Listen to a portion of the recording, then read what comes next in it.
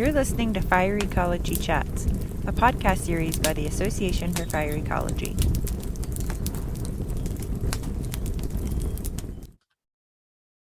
Hello, everybody. My name is Bob Keane. I'm the editor of the journal Fire Ecology, and this is another one of our exciting podcasts that we do for each paper that comes out. Today, we have a really important paper, and we have Jana and Eric here to talk about this paper, about the Camp Peak fire and the destroyed structures. Jana and Eric, do you want to introduce yourself? Jana first. Hello, everyone. I'm Jana Valikovic. I'm with the University of California. And I'm Eric Knapp. I'm a research ecologist with the U.S. Forest Service Pacific Research Station in Redding, California. Well, thank you both. And Jana, why don't you tell us about this paper and what makes it one of the most important papers we've published in a while? Wow, that's quite a flattery. This project came out of the community reaction we've all had for at least the last 5 years of really devastating wildfires that have impacted homes and communities throughout California. And let me just put it in context. In the last 10 years, we've had 14,000 structures burn in California and 171 lives lost. So the Camp Fire was in 2018, and it followed a series of other devastating events in Redding and the Carr Fire. And we were interested to try and look at patterns and whether or not there were lessons that we could learn from one of these really damaging events. And after a little scoping project, we figured out there was quite a bit of opportunity given the uniform conditions of burn period in the Paradise area. So what can we learn in terms of how buildings survive? Are there any key lessons? And how do construction codes make a difference or not in home survival? That's great. Eric, can you tell me what you found? Well, we looked at some really simple variables. We looked at just the distance of a neighboring structure that burned, the number of structures within 100 meters that burned, just with some Google Earth imagery, and then looked at vegetation, just coarsely, canopy cover of overstory trees, which we know might be linked to understory fuels, and just things like slope and whether the house was in the wildland urban interface or intermix, things like that. In general, we found that both the proximity to neighboring burning structures and vegetation were really strong in the statistical models. And what came out probably the strongest is the effect of a neighboring structure burning. So a lot of the emphasis in the past has been on defensible space, and you manage the vegetation, that it's presumed that you're okay. But I mean, what this shows is that homes are fuel too, and that the neighboring homes is really something we have to factor in these environments. So, Jana, one of the things I was amazed at is how many homes were included in the study. Can you tell us a little more about the methods that you used? Sure. The project that we did, we took on just the town of Paradise itself and looked at single family construction alone. There's other types of construction, multifamily, and there's also a whole lot of trailers in Paradise, but we stratified our sample to just look at 3 time periods, looking at either side of the adoption of California's new construction code in 2008. So looked at construction during 10-year bins, so 2008 to 2018, and then 2007 to 1997, and then proceeding with each successive decade. And we compared how homes performed within those 3 decades and looked at those variables that Eric was talking about. Okay. What also amazed me, Eric, was the fact that the building code implementation didn't really make a difference. Is that correct?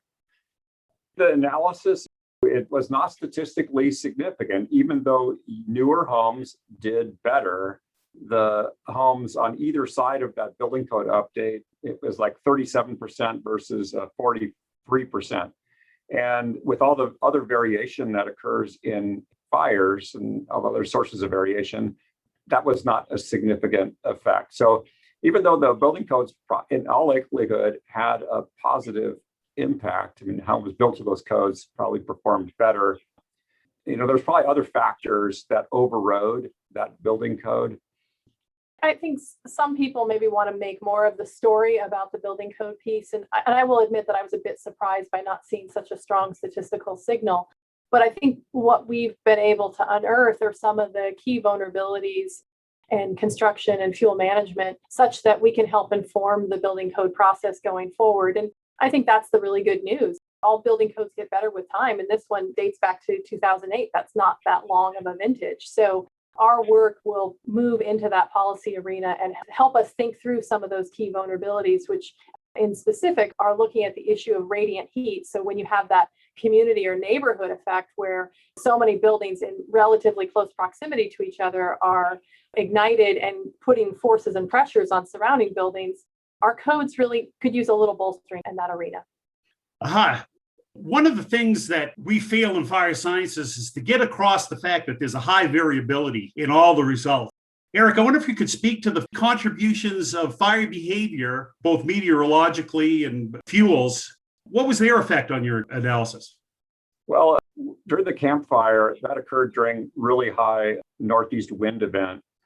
And the winds blow down this canyon pretty viciously at times. And it's been known for a long time that Paradise is vulnerable to these winds.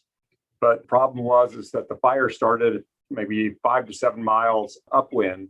And so by the time it got to Paradise, it was a 5+ mile flaming front that hit the community all at once.